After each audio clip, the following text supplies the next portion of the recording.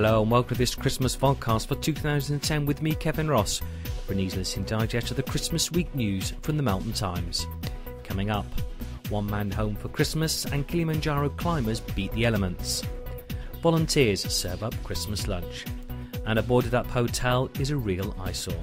And in sport, 52 marathons in 52 weeks. Support is needed for Kevin's challenge. All this and more coming up next in the Christmas edition of the Melton Times Vodcast for 2010. A Melton-born man critically hurt in a road accident in Thailand returned home in time for Christmas. Anthony Giles, aged 22, suffered multiple injuries after the moped he was driving pillion on was involved in a head-on collision with a car last month. Anthony broke both legs and an arm in the accident and was kept under constant sedation after suffering severe chest compression and swelling to his brain. His worried family and Melton friends have been desperately raising money to help him get home to the UK, as well as paying for his hospital treatment in Thailand. Fundraising will continue to pay for Anthony's treatment and repatriation, even though he's returned home much earlier than expected. He still faces many months of rehabilitation. If you'd like to help, visit bringanthonyhome.co.uk. A group of brave mountain climbers battled through appalling weather conditions to reach the summit of Mount Kilimanjaro in Tanzania to raise tens of thousands of pounds for charity. The Big Dream Trek team of 18 men and women, led by Dan Salomons from Thorpe Arnold, set themselves a £50,000 target, but eventually raised an amazing £70,000 for the child rights charity AfriKids. The mountaineers climbed for 5 and 7 hours each day for 8 days and for 12 hours on the day they reached the summit. It took a further 3 days to descend. Also on the mountain at the same time as the team was tennis star Martina Navratilova and her group of 27 athletes. It was a testament to the Big Dream team's training that they all managed to reach the summit when only 18 of the 27 of Martina's team managed it to the top. All the money raised from the trip will go directly towards the award-winning charity AfriKids, which works alongside communities in Ghana to improve the lives of their most vulnerable children. A planning application for a wind farm on the site of former Asabine mine has been formally submitted to Melton Council. PL Energy says it has modified its final proposal in the light of public consultation conducted over the autumn. It now envisages 9 rather than 10 turbines, and 1 turbine has been reduced in height to improve the balance and cohesion of the cluster. It claims its proposal would make good use of the site and would generate at least 40 gigawatt hours of electricity each year, enough to meet the needs of more than 8,500 homes based on an actual wind date recorded on site. The plan should be posted on meltondove.uk earlier this week. For information, go to plenergy.co.uk or stoptheturbine.org and tell us what you think by emailing editor@meltontimes.co.uk. Hi, this is Alan Duncan and you are listening to the Melton Times podcast. A question mark hangs over the future of one of Melton's most historic buildings. The Grade 2 listed George Hotel in Melton High Street was boarded up this last week and its signs were taken down. Owners Marston refused to shine any light on why the hotel and pub was closed or whether it will reopen again. The brewery chain meanwhile has been reported to Melton Council's conservation officer for the state in which it has left the George. Borough Councillor Matthew O'Callaghan is calling for enforcement action to be taken to remove the shutters. What would you like to see become of the George Hotel? Email editor@meltontimes.co.uk. Melton Council is stepping up its bid to preserve local justice by offering to host a court in its new Burton Street offices. The Council's renewed offer comes after the Ministry of Justice recent announcement that the government has decided to close 93 magistrates' court and 49 county courts. The first courts will close in April 2011. And staying with justice, police hope to track down those responsible after metal posts and other objects were placed on a railway line in Melton. British Transport police officers are appealing for anyone with any information about the mindless vandalisms to get in touch, for fear someone could be seriously hurt or a train could be damaged if it happens again.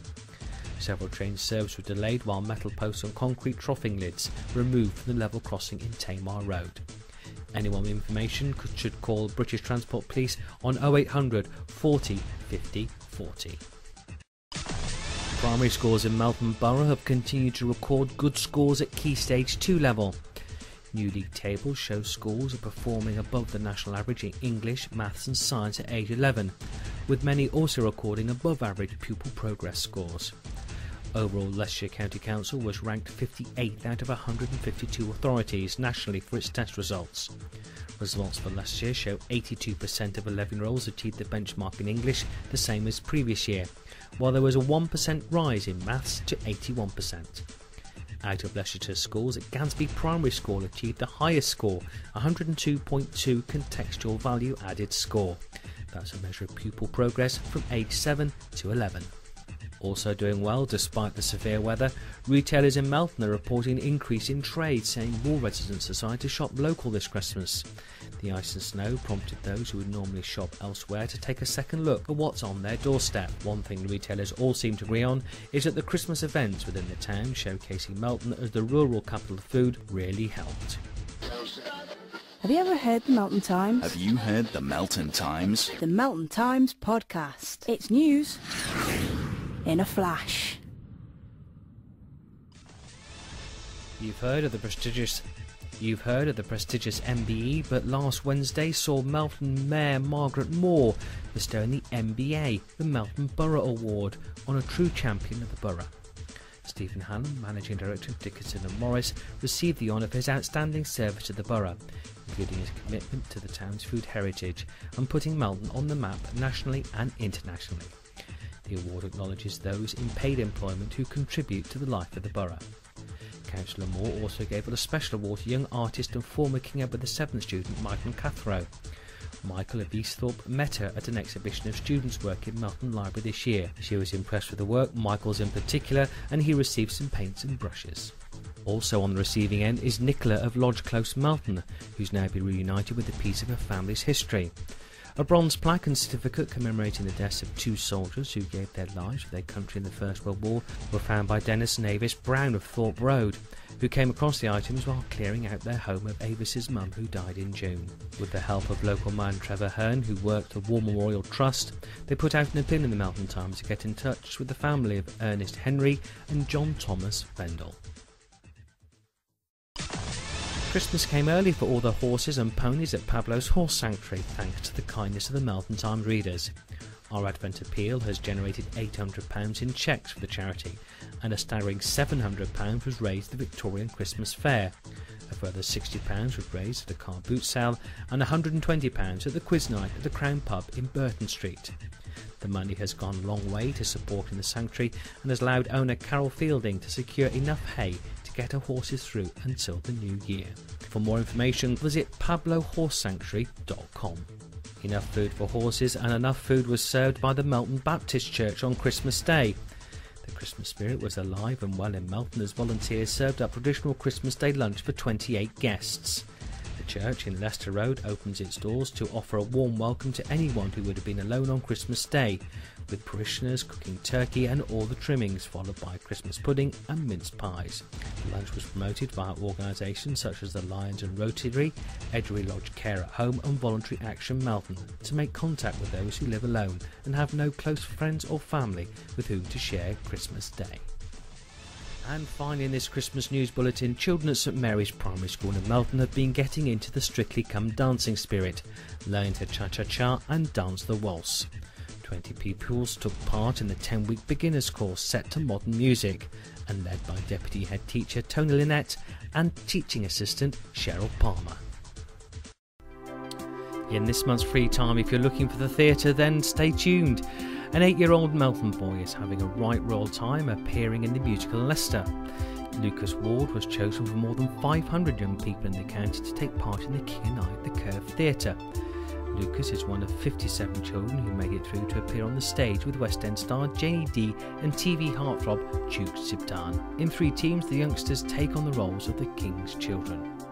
For tickets and information, telephone the Curve on 0116 242 3595 or go to curveonline.co.uk. Now, if you're looking theatre a little bit closer to home, Melton's Gaslick Theatre Company presents Godspell at Melton Theatre between January the 2nd and January the 8th. The Gaslicks, a local company with director David Irvine, and its first production was way back in 1967. Now, if you're looking for information, call the ticket hotline on Melton 851111. And lastly, on the silver screen at the Regal Cinema is Limel Gulliver, works in the post room of the New York newspaper, where he pines for travel editor Darcy Silverman. Gulliver's Travel Certificate PG can be seen at the Regal on 562251 or regal-melton.co.uk.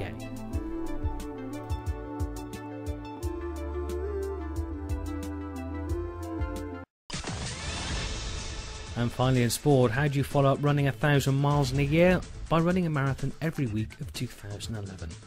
This is the mind-bending challenge. Kevin Betts has set himself to raise money and awareness for 2 charities.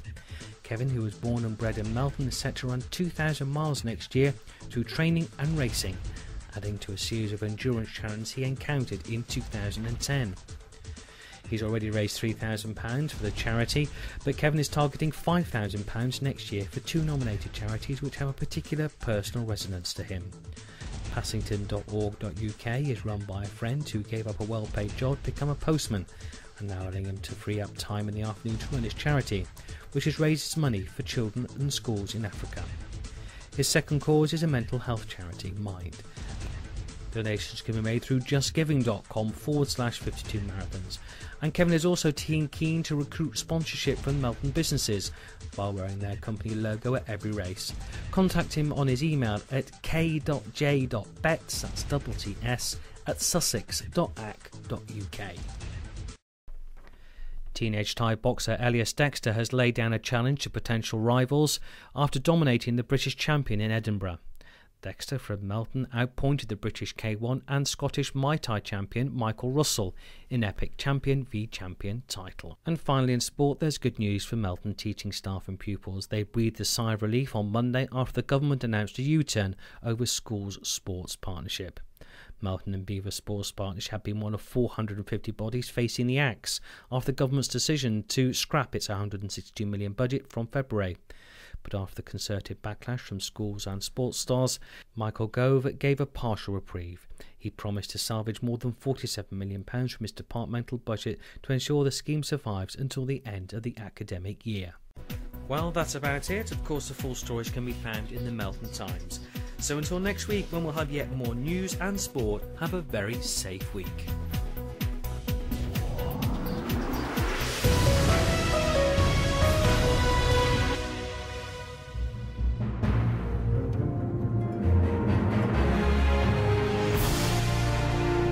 That was a JK Media production for the Melton Times.